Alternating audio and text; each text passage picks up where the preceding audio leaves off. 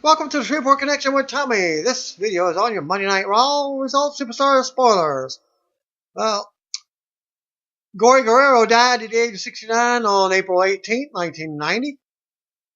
Ed Wahoo McDaniel died at the age of 63 on April 18, 2002 due to complications from diabetes and renal failure. Also, Roddy Piper was born on April 17, 1954. Kevin Wachholtz, who worked as Nails, and Kevin Kelly turned 58 on Saturday. Also, happy birthday, Vicky Guerrero turned 48 on Saturday. MMA fighter and pro wrestler Phil Baroni turned 40 on Saturday. Also, Paul London turned 36 on Saturday. No dark match was advertised for Raw. But stay tuned what actually happened after Raw. Well, this is a strange turn of events. As you can watch this video, after Zack Ryder won the Intercontinental Championship at WrestleMania 32 and promptly lost it the next night on Raw, it appeared as though he was simply a transitional champion who was given a moment on the big stage, but only because it would better serve a future story, in this case, the reintroduction of Maurice, who is joining the cast of Total Divas in the next season. That he lost a rematch on SmackDown later in the week seemed to confirm those fears, when he didn't even appear on Raw this past week, while Cesaro was crowned the next top contender to the title. With a match already booked for Payback, that left little doubt. Now, though, WWE has released the above video, the previous video that I just gave you, revealing a teenage battle with cancer that helped him preserve and give him all the motivation he would need to become the wrestler he is today.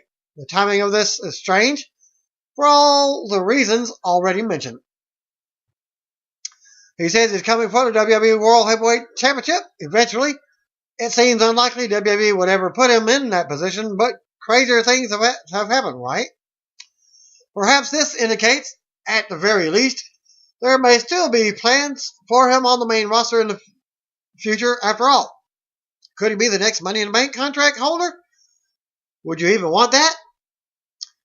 WWE has removed Undertaker from the O2 Arena advertising for SmackDown TV taping in London, England, and now advertising Shane McMahon for the special appearance, along with Dean Ambrose and AJ Styles versus Kevin Owens and Chris Jericho. WWE is more forthcoming in advertising for Wednesday's event in Newcastle, as they announced that Triple H is replacing Undertaker. No word yet as to whether Shane McMahon or the tag matches will appear on the TV show, or if one or both of the dark matches. Likewise, WWE has not offered any indication why Taker was pulled from all his European tour dates. Remember last week? Possible retirement.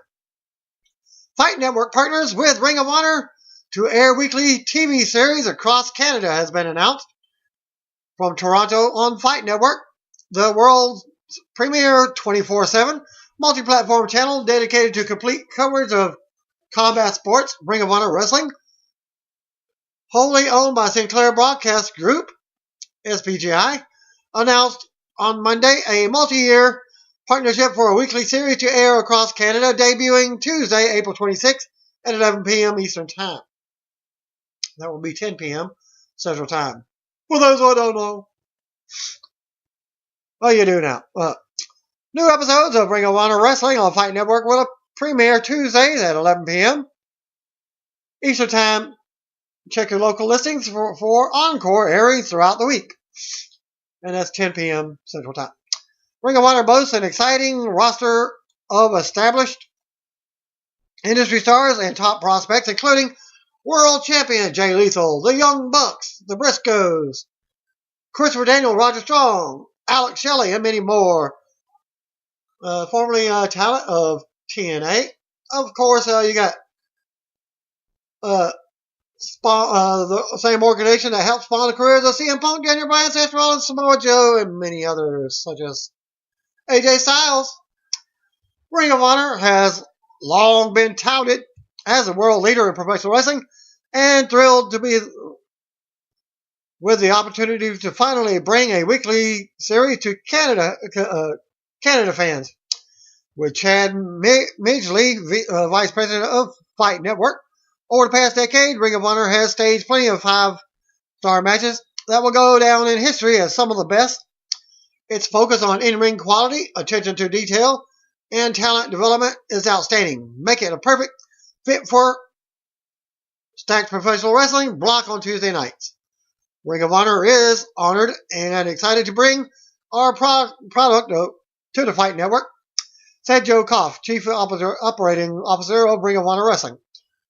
For many years, we produced live shows for Canadian fans, and now we are thrilled to provide the ability to watch Ring of Honor Wrestling on their television, in addition to online at rohwrestling.com and on a YouTube channel.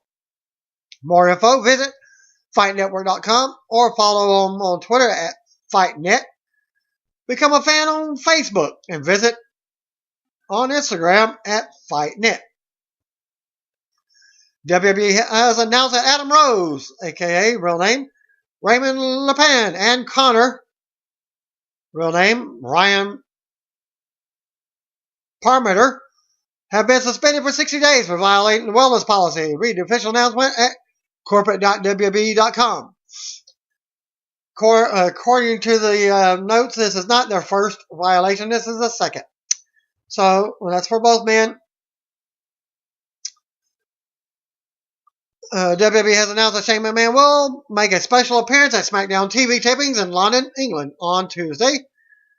Triple H has announced that he will be returning to the ring at the WWE European Tour live events in place of Undertaker, at least in one match that was advertised. And the following events was from Newcastle, England, Brussels, Belgium, Paris, France, Malaga, Spain. Undertaker was also advertised for the SmackDown taping, but it's unclear whether either will appear on the TV show or if they're simply appearing in dark segments. Raw is also being taped in London. No word yet as to whether Shane's character will once again be a storyline in control of the show. Thanks to Darius from ProWrestling.net for passing on these particular updates. Suspended wrestler Titus O'Neil appears on the season premiere of Taped. Show airs Monday night on Animal Planet, which is at the same time Raw goes off the air, 9 Central Time. And you can watch preview of Titus on the show at animalplanet.com. There was footage shot of the WWE Performance Center with Matt Bloom watching as Titus gives the host their own entrance. Thanks to .NET reader Joe for passing along the story and noting that Titus is having the host of the show build him an aquarium for his office. By the way, Titus was suspended for 60 days on February 10th, so his suspension has officially ended now.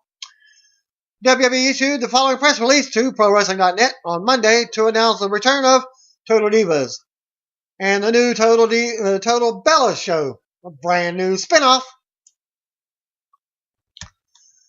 E!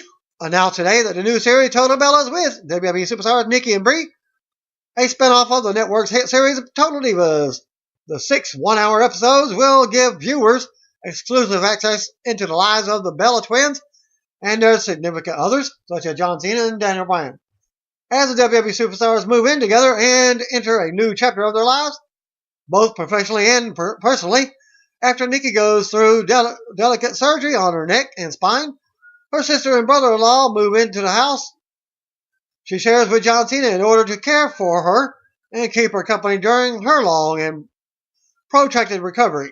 The Bella Twins will continue to appear on Total Divas, which concludes its 5th season on Tuesday night at 9 p.m. The series is produced by WWE and Boonem Murray Productions.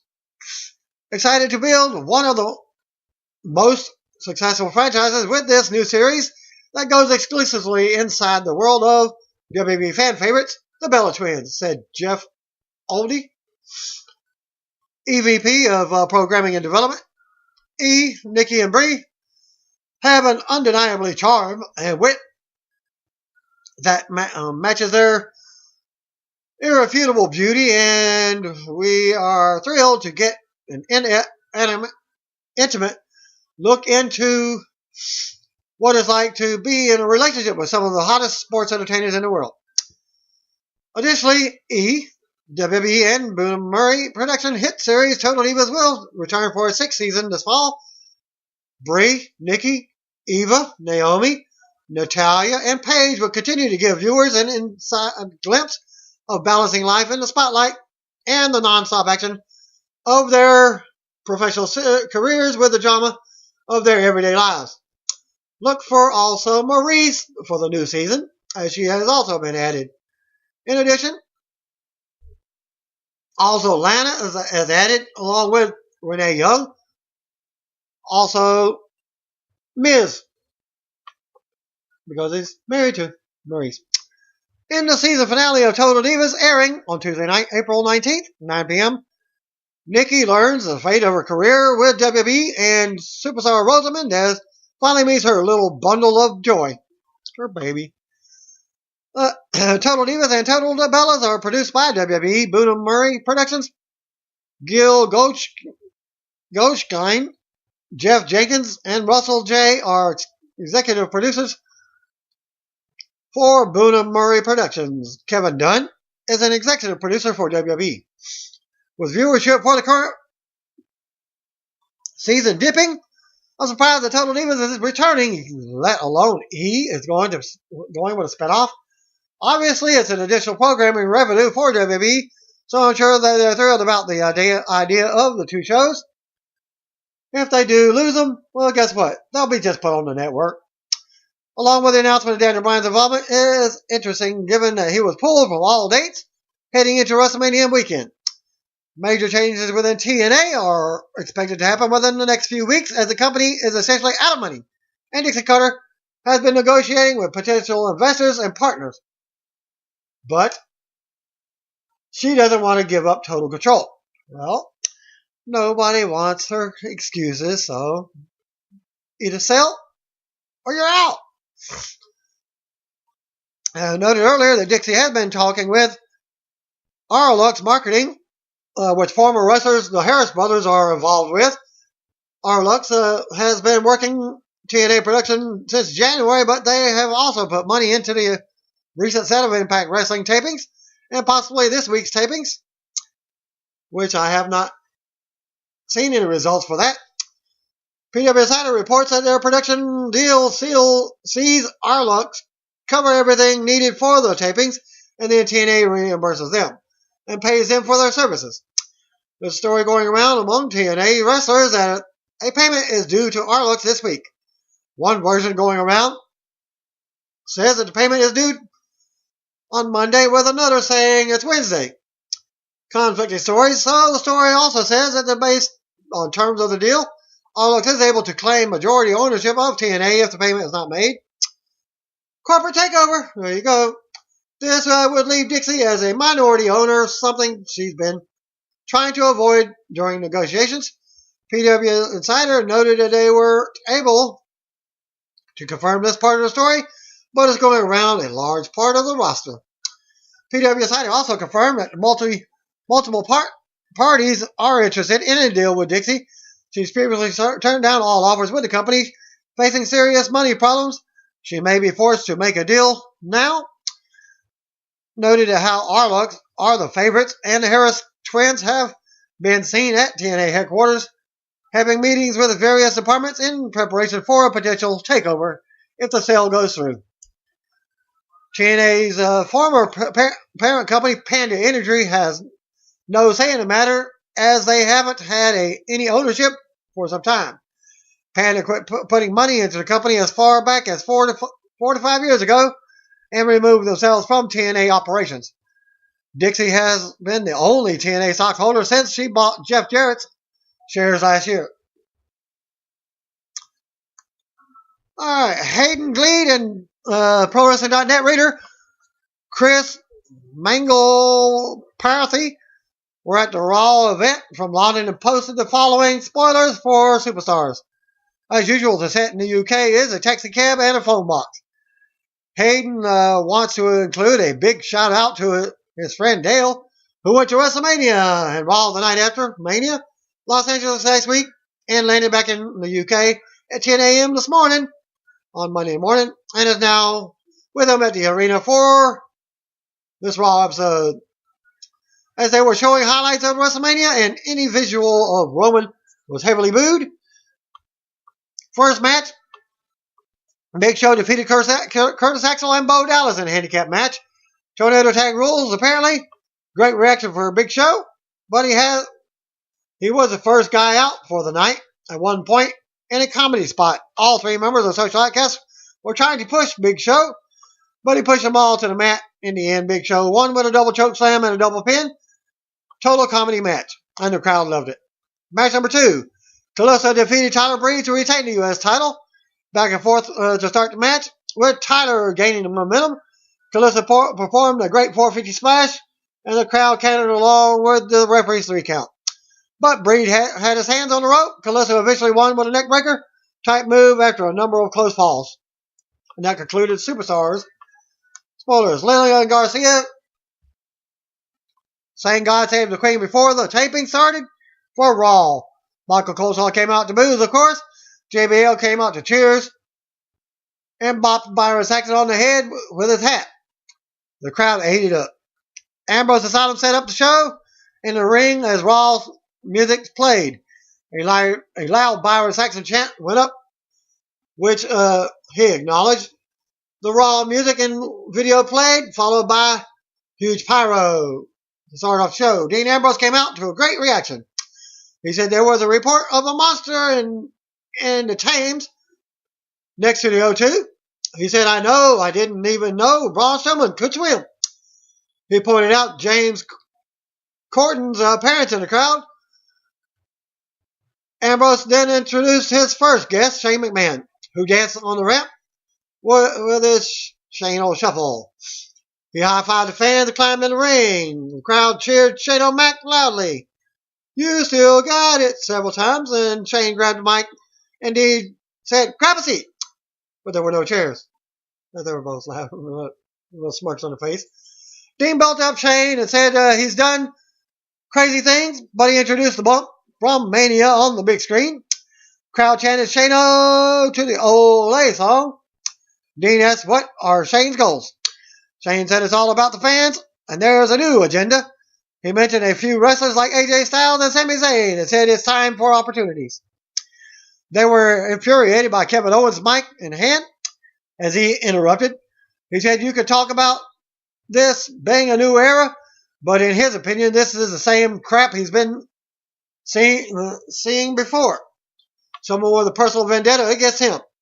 He complained about being thrown out and claimed he was right about Sami Zayn last week, and he don't belong near the top.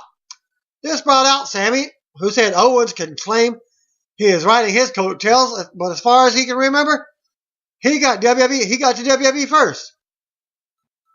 As Sami was talking, Jericho came out and heeled on the crowd. He ran down everyone in the ring except for Kevin Owens, who he said was right about Shane. Jericho said he didn't like him back in the day, still doesn't like him now. Shane said it's all about new opportunities. Everyone started arguing until Dean stopped them all. Shane then announced matches at Payback between Jericho versus Ambrose and Owens versus Zayn. He stepped out in the ring for all 4 wrestlers facing off, with the babyfaces getting the better of the heels. Before they all went to the back, Shane announced that tonight's main event would be Owens against Ambrose and said Zayn versus Jericho would take place immediately. Chris Jericho defeated Sami Zayn after a commercial for a tap out with a lot of grunting. Zayn and Jericho were in the ring. The crowd chanted Olay. Decent match with Jericho getting the clean win over with the code breaker in about a 15-minute match. Backstage, AJ Styles was about to be interviewed when he was interrupted by fellow members of the Bullet Club, Gallows and Anderson, and they hugged. They said they appreciate AJ giving them a recommendation to WWE, and it's great to be there. And they walked off together. I smell something going on. Well, just wait and see. Match number 2, Enzo Amore and Big Cass defeated the Dudleys to advance to the finals of the tag team tournament. Cass and Enzo made their entrance and went through their spiel, which the crowd joined in. Hey diddle diddle, Enzo has got a riddle. He said there was a dud in Dudley boys. Fun stuff. The crowd loved them. The Dudleys came out with full pyro. Dudleys gained the initial advantage and worked over Enzo, who eventually got the hot tag to Big Cass. After a good 5 minutes, Cass cleaned house. Cass threw Enzo across the ring onto one of the Dudleys for the 1, 2, 3. A graphic then showing Roman Reigns, which led to boos. We'll see if those are edited when the show airs. Well, no. He was booed out of the arena, you might say. An advertisement for NXT and the Download Festival was shown. And it looked awesome. Roman's music played and the crowd did not react positively, except for a lady sitting next to the reporter. Roman came down on the ramp and some of the crowd gave him the finger. He grabbed the mic and the crowd continued to boo loudly. He again repeated the same line about good guy. I'm not a good guy. I'm not the bad guy. I'm the guy. And he called out AJ Styles and he called him, well, phenomenal. He said, this is the era of the Roman Empire, and the crowd booed again. This brought out AJ and the crowd stood on their feet. Styles is over in the UK. Huge champ of AJ Styles. He told Reigns that he thinks he is one heck of a champion. He said he has got to admit, to beat Roman, he will have to have the match of his life. But having the match of his life every night is what won him championships all around the world and why WWE hired him and why he will win at Payback. Which the crowd chanted the Borgasm chants, yes, yes, yes, yes, yes. Roman started talking again, but the crowd chanted boring and booed him out the arena. Styles finished by saying that he wants to be liked and be the champion, and then he left the ring. As AJ was walking up the ramp, Gallows and Anderson ran to the crowd, beat up Roman as AJ looked confused. After commercials, Dolph Ziggler made his entrance and sat on commentary. The tray was set up next to the announce table. Next up, Fandango made his entrance in the only place he's over. Still don't get it. They showed Roman walking backstage. He was asked for his thoughts, but AJ cut him off and instead that he didn't know what was going to happen. They went back and forth with Fandango already in the ring. Baron Corbin then came out. Baron Corbin defeated Fandango with the end of days. Basically a squash match. Miz and his wife were shown backstage before commercials. Miz made his entrance and walked to the ring. Miz TV was set up in the ring, and we saw a Primo and Epico vignette. Maurice spoke French and told us to stand up and respect Miz. The crowd did not. Miz welcomed us to Miz TV. It almost sounded like mystery. He ran down Prince William and his wife said they are hotter than them.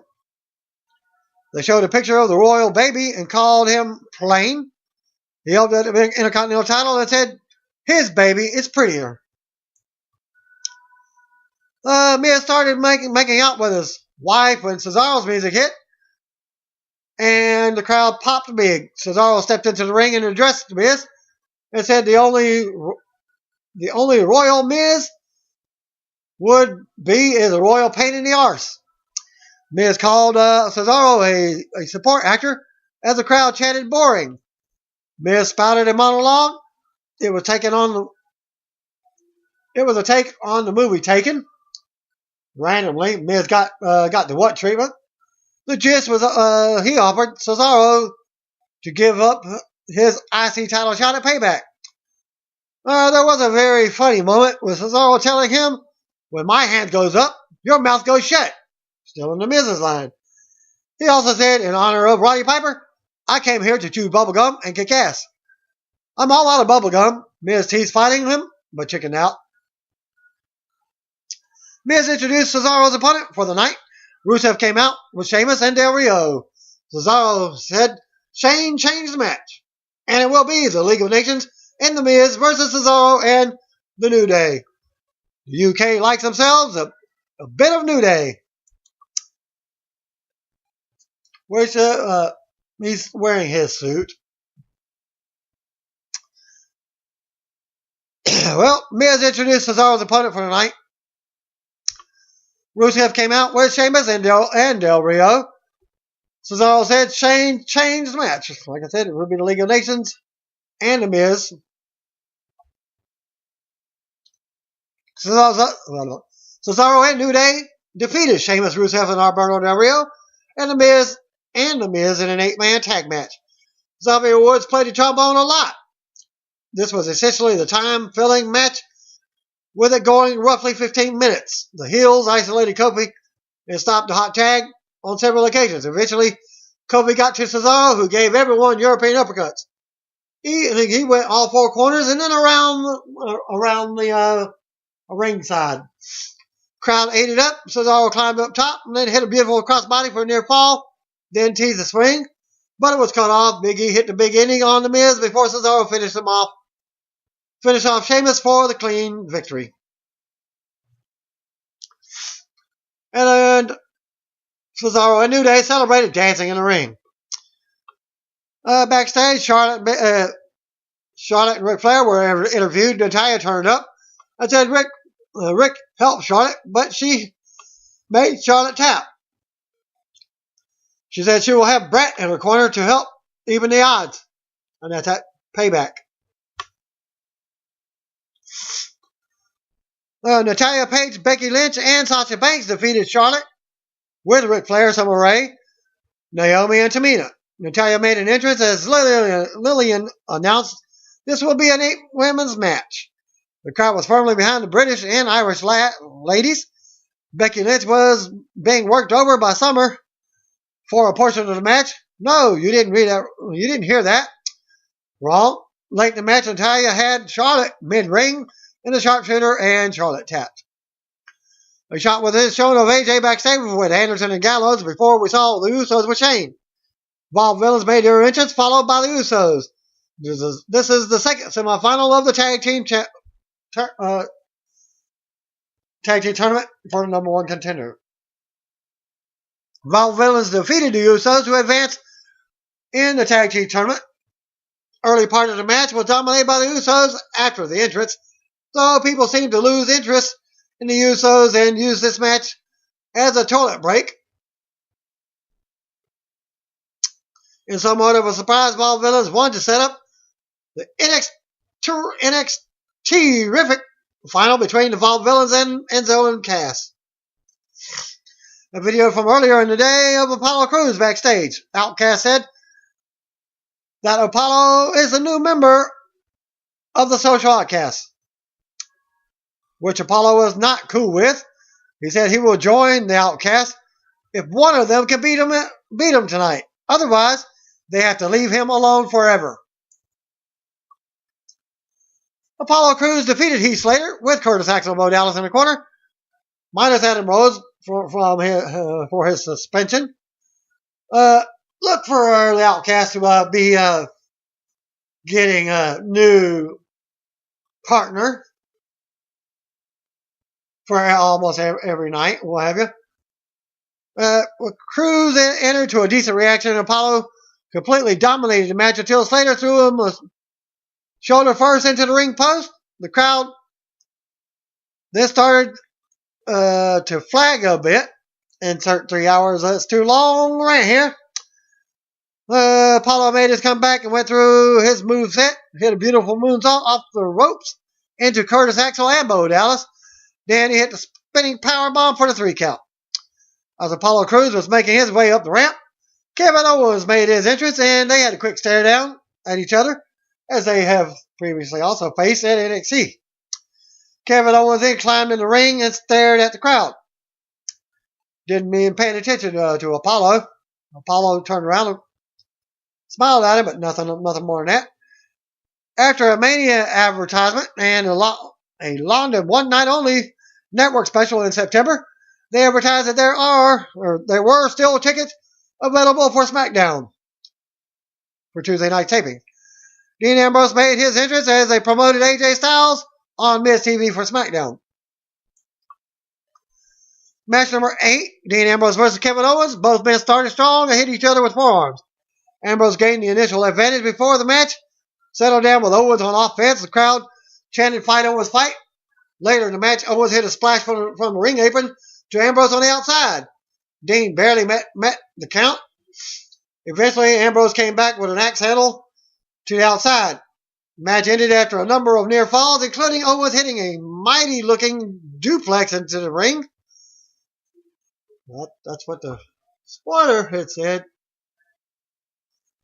Owens went for a big splash from the top rope, but Dean got the knees up. Ambrose hit dirty deeds for the 1, 2, and 3. As Dean was celebrating in the ring, Jericho came out to the crowd and hit Ambrose with a code breaker. And that's where it looks like the show goes off the air, and it indeed did.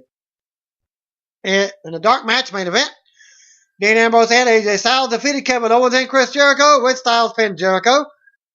Second report, after Raw went off the air, it saw in London, it saw Chris Jericho and Kevin Owens beat on Dean Ambrose until AJ made a save, leading to a match. Styles and Ambrose then defeated Owens and Jericho. Jericho then cut a promo and demanded Styles shake his hand, but he got a Styles clash and dirty deeds instead.